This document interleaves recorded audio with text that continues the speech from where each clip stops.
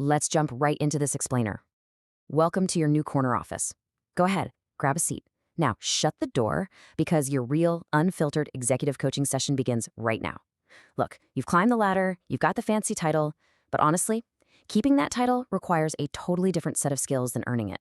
Today, we're taking an incredibly fascinating look at corporate survival through the eyes of history's most famously misunderstood strategist, Niccolo Machiavelli.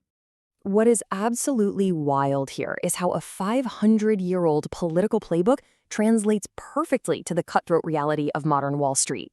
I mean, Machiavelli wrote this for princes trying to hold on to power in volatile Italy, right?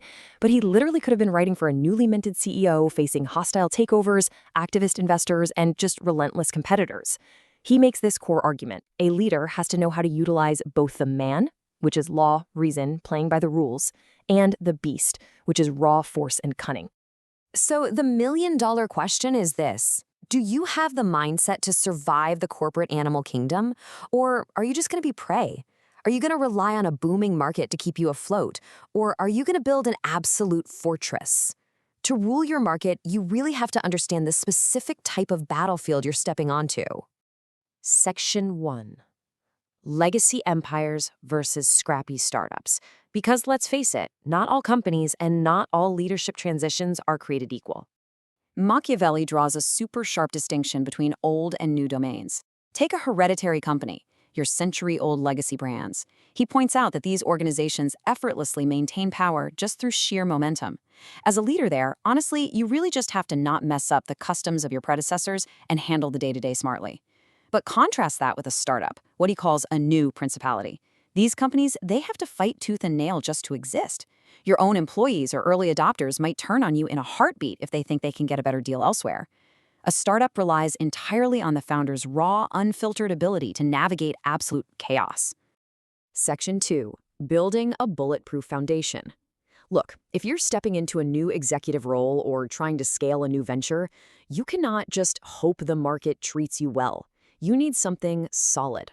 Machiavelli is incredibly blunt about this. He warns that relying on fortune, actually let's call it what it is today, venture capital generosity, a booming economy, or just dumb viral luck, that causes a new leader to fail the absolute second the weather changes. Instead, you've got to build a stable foundation using your own arms. In our corporate world, your own arms means a robust internal company culture, a fiercely loyal team, and your own undeniable personal competence. So how do you actually replace external market luck with undeniable ability? Well, you organize loyal troops. That means your key executives and staff answer to you and the company mission, not to outside influencers. You also have to personally endure the pain of innovation. You've got to take the lead in introducing new methods.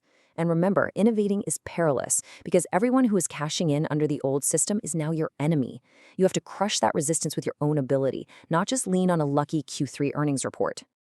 I absolutely love this takeaway. The less you depend on the whims of VC funding or market trends, the safer your leadership becomes.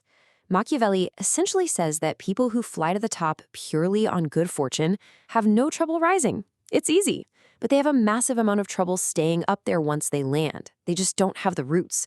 So you have to build your own roots. Section 3. Neutralizing future market threats. Because having a bulletproof foundation isn't just about what's inside your walls, it's about aggressively managing the outside.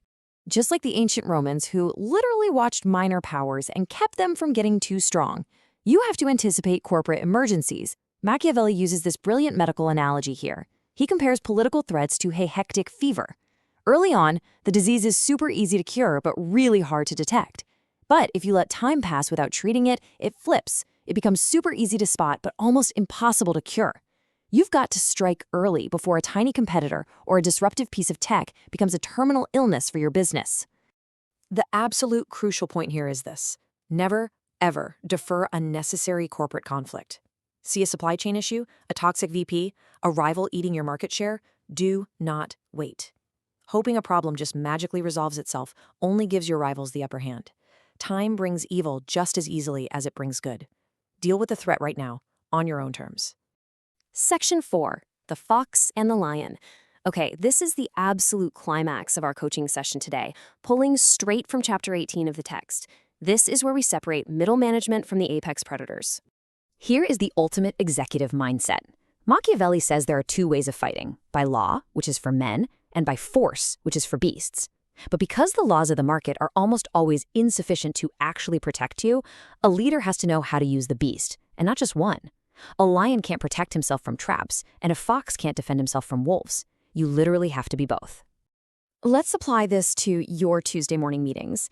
You need your inner fox to intuitively sniff out hidden agendas in a partnership or to spot those nasty trap clauses buried in a vendor contract.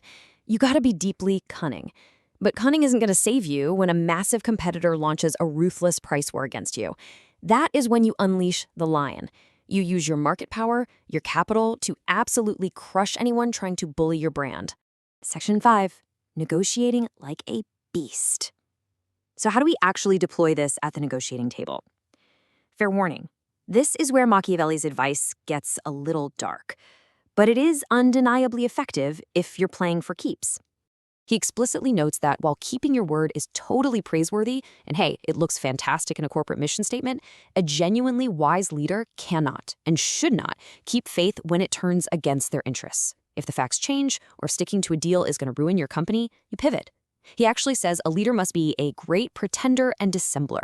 You appear merciful, faithful, and reliable to the public, even if you aren't. Because let's be real, people are so focused on their immediate needs that if you want to deceive, you will always find someone willing to be deceived. Which brings us to a playful but deadly serious pro tip from your CEO mentor. Wear the team player badge for your LinkedIn profile, but keep apex predator mindset for the actual negotiation. Be absolutely flawless in your public relations. But behind closed doors, keep that ruthless adaptability ready to go. If the deal changes, your words should change right along with it. So as you walk out of this office today and fully step into your role, here is the final question you need to ask yourself. Do you have the adaptability to truly rule, or are you going to let your legacy get devoured because you rigidly stuck to a script that no longer serves you? Can you be the fox? Can you be the lion? Keep that in mind out there, and I'll see you in the boardroom.